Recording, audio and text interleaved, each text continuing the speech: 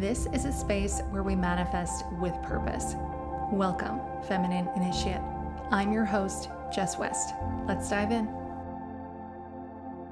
Hello, and welcome back to the podcast. I hope you're having a fantastic day so far, and happy first few days of summer. I hope you had a beautiful summer solstice that happened on Friday this past week. I hope you got to enjoy the time. I wanted to make a point to stay up and see the sun when it sets, to really be up on the longest day of the year. And it was such a gorgeous day. I did a bike ride in the evening and then had a barbecue and stayed outside until the bugs got too bad, but was able to see the sunset, and it was gorgeous. And when I was going through my social media, or I had opened up the Google app on my phone actually, and I always get the articles, the Google News happening. And I had seen an article about the summer solstice and sharing some practices and what insights the summer solstice is bringing to us. And what I want to talk about today is the influence that we allow outside sources to have on our own power and on our own way of being. So stick with me. This article talked about, and by the way, I'm not going to mention the article because I did appreciate this article and I don't want to be ripping it apart or anything, but this isn't a standalone article. I've looked at quite a few things online on practices, spiritual meanings, and representations of the summer solstice. And in general, the theme is that the summer solstice is a beautiful time to reflect on our personal growth. It's a time when we are most present with ourselves and when there is most light available to us. And this got my mind thinking, because when I saw this and I thought, okay, we are most present with ourselves.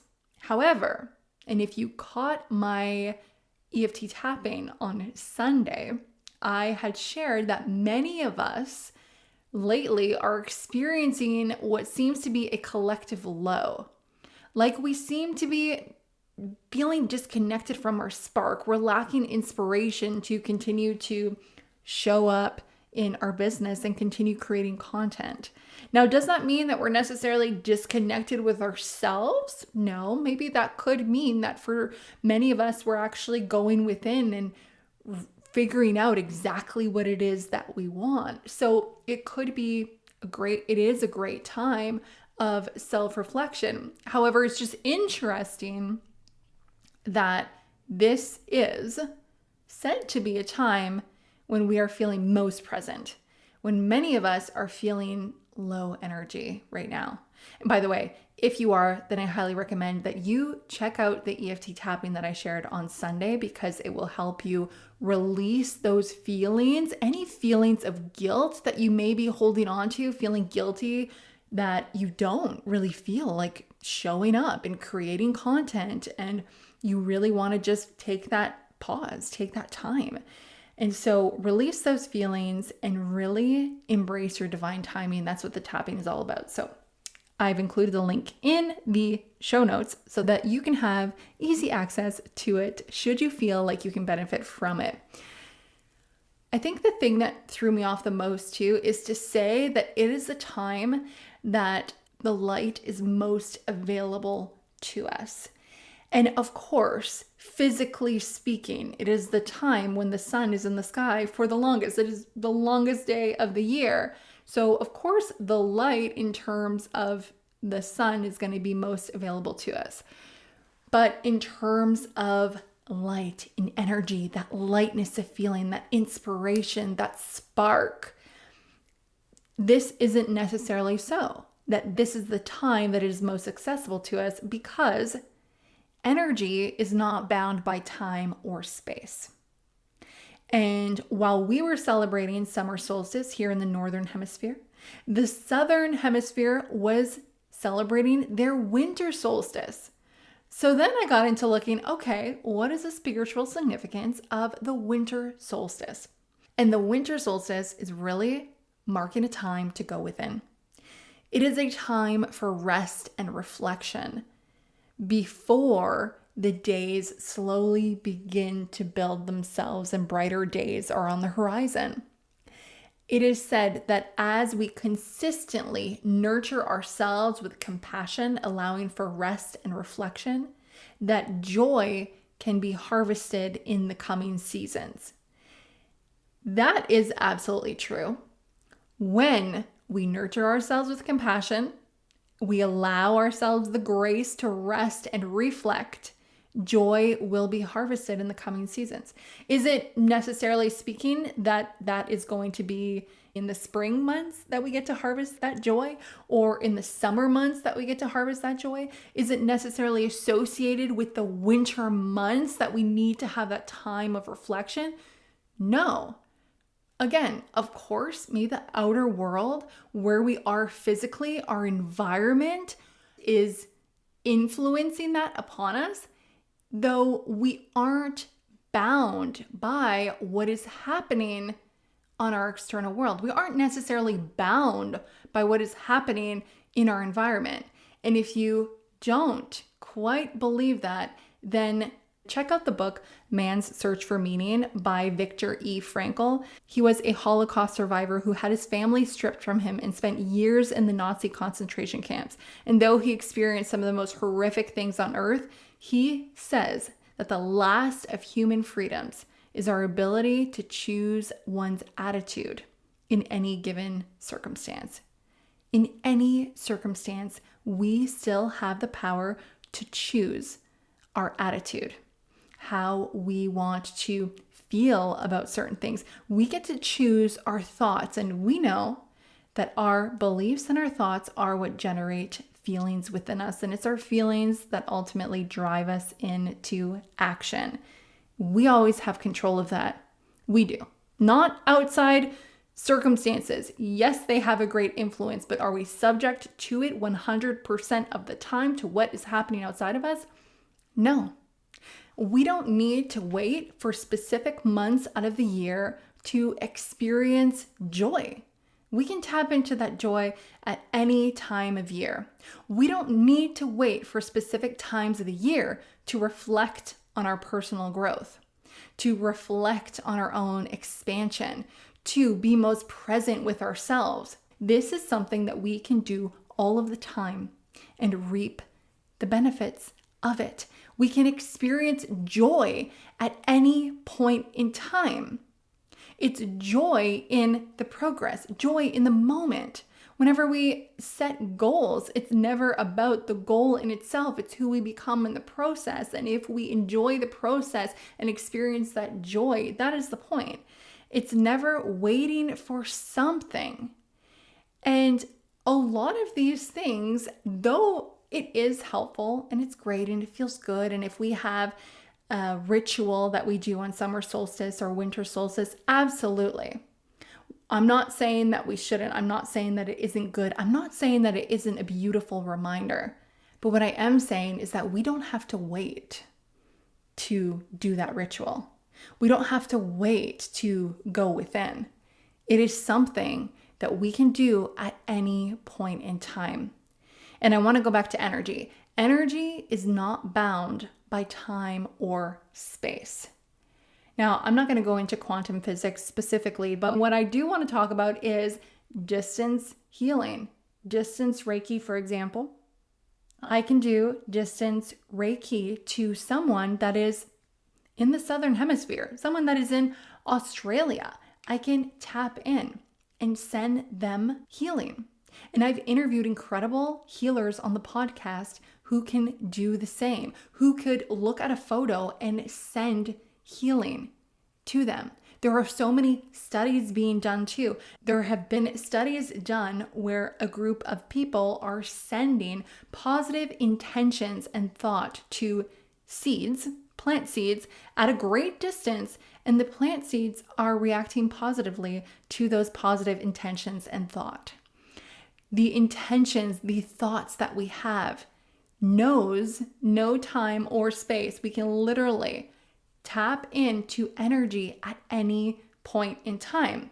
And so we don't have to wait I remember Bob Proctor in the first mindset program that I did, Thinking into Results, and he said that everything is literally here for us right now. Energy is not created or destroyed.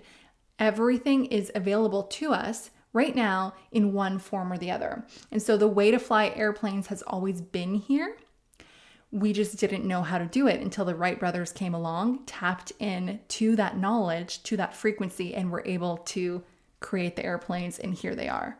The way the electricity was always here. It required someone to be able to tap into it, to bring it, to manifest it in the physical form. And so literally, we could tap into anything on demand. We don't need to wait for anything outside of us. If we are feeling like we want to have a spiritual routine, then let's have a spiritual routine. If we are feeling like we got this hit of inspiration and we want to create something, but we're thinking that, oh no, I'm going to wait until the next full moon because that's going to be the manifestation power. Like, no, do it now when you feel it. We don't need to delay these things because we believe that when it's the right time, it'll be better. When it's the right time, then all of the energies are going to be working with us. No, we can tap into those energies that are supporting us at any point in time. I understand that life has a rhythm, that everything really is in cycles, and us being nature and being here, being in this environment, we are subjects to those rhythms and those cycles as well, and we want to honor that. And most of the time, our rhythm could be synced with the natural world. When it is the summer solstice, for example, and we are supposed to be feeling the fullest expression of ourselves, but if we're not, then that's okay. Let's not pressure ourselves to feel that way. Maybe this is our winter, and that's okay. Maybe this is just a time that we don't even need to put a label on it. We are just honoring how we feel, and we don't have to guilt ourselves or wonder, why aren't I feeling like the way that I should be given this time? It's summertime. I should be happy. I should be wanting to go out. I don't want to. And so what is wrong with me? This is where our mind often goes. We start thinking, what am I doing wrong? And can we just accept that maybe we're not doing anything wrong? Let's just honor ourselves, honor our own seasons within ourselves without looking outside of ourselves. In the Kabbalion, they talk about the principle of rhythm, which essentially states that everything in the world, in the universe, is like a pendulum movement.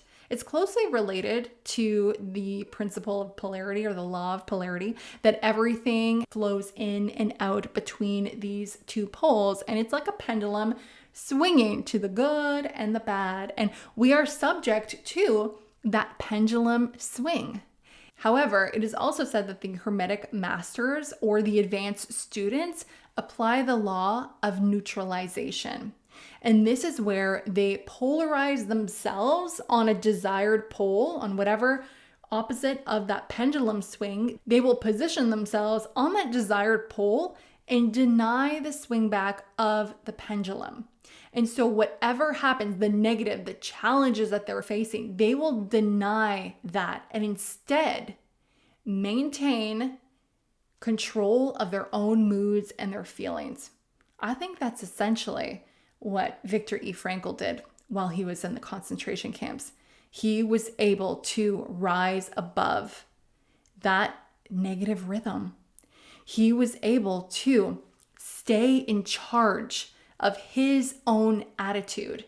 And we all have the ability to do that. No matter what is happening on the outside world, we can honor ourselves. It doesn't matter what season we're in. It doesn't matter how society says that we should be feeling right now. We can honor our own feelings, and we can choose to feel the way that we want to feel. We can literally have it all. We don't need to wait. We can tap into our own power at any point in time. What is it that you need right now? And what is it that you want? And recognize that that is available to you right now. Because energy is not only present at a specific time of day, at a specific location, at a specific whatever kind of specificities. Energy is available to you at any time, anywhere, and it can transcend any amount of distance. All of this really does come down to honoring ourselves, honoring our own feelings, our own inclination, and creating the perfect moment for ourselves because we have that ability.